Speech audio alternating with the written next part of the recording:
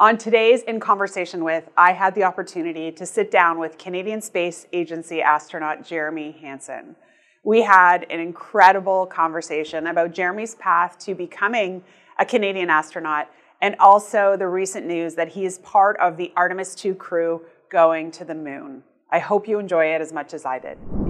Jeremy, it's so nice to have the chance to sit down and talk to you. Thank you for being here. Thank you for being at ACTRA's National Conference to open it up for our delegates from all over the country. Oh, it's such a great fit. I love what you do for our youth, and it's just really important. So if I get to be a little part of the genius that you're sharing across the country, I love that.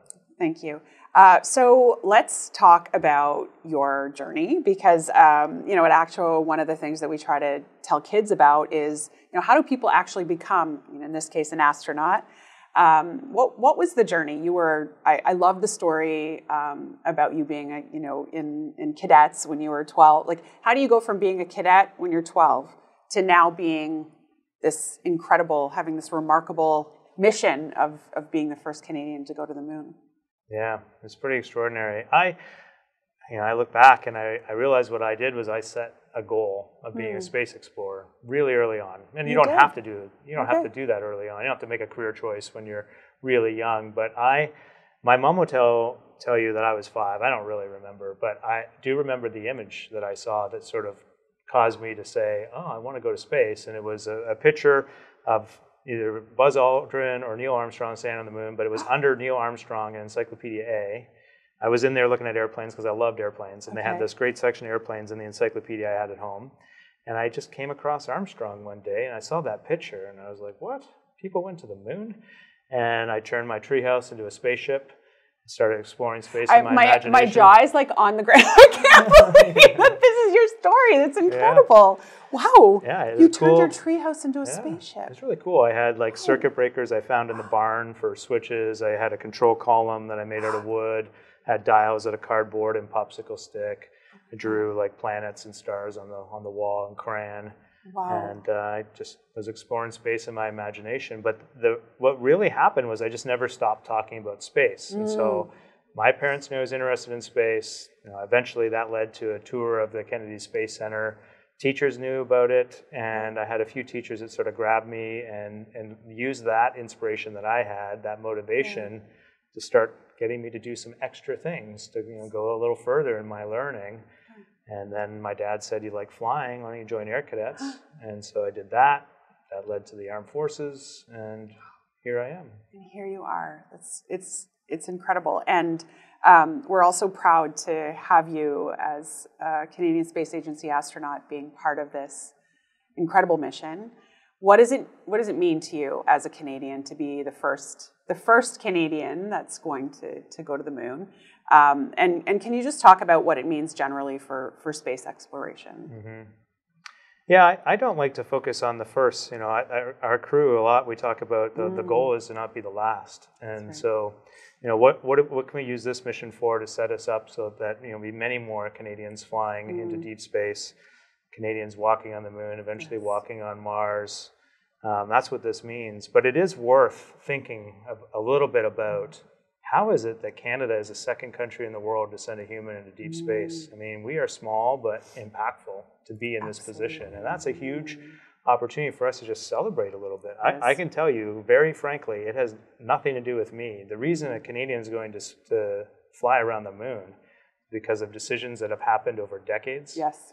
You can trace it right back to the 1960s, where there were some really visionary Canadians who said, I see a path here. I see a way to use space to help us live better on the planet, help us communicate. It's how it all started. Yeah. Let's learn about the ionosphere. It came from science and leveraging technology, and then Canadarm, and on and on.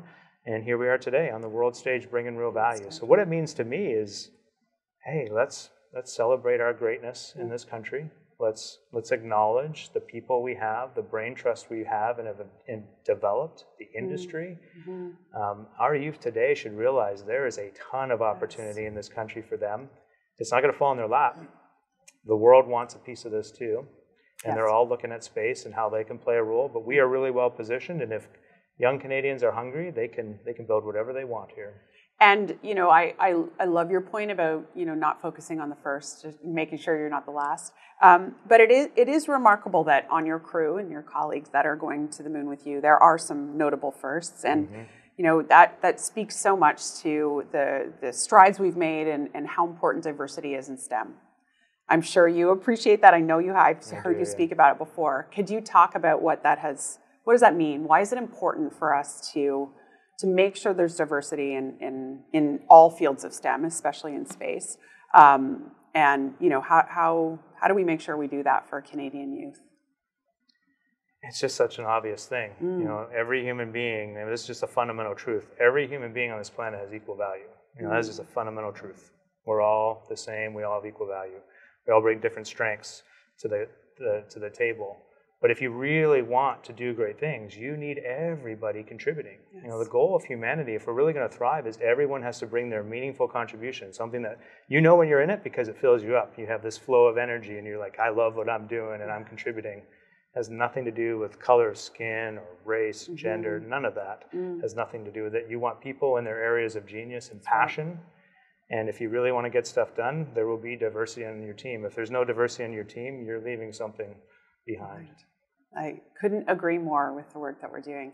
I just want to thank you on behalf of ACTUA for being here, and on behalf of the kids that you're going to interact with today, and you know the hundreds of thousands of youth across the country who are so reignited and inspired by the mission to the moon. It's so exciting. Well, you're actually representing exactly what I'm talking about. You, this organization, the people that are working in it with you. What did you call the role of your educators? What did you call them? Delegates? Yeah, the delegates that are in the room. Right, Our network members from across the country. Yeah, your network members. Yeah. I mean, all of you on your team are doing something extraordinary.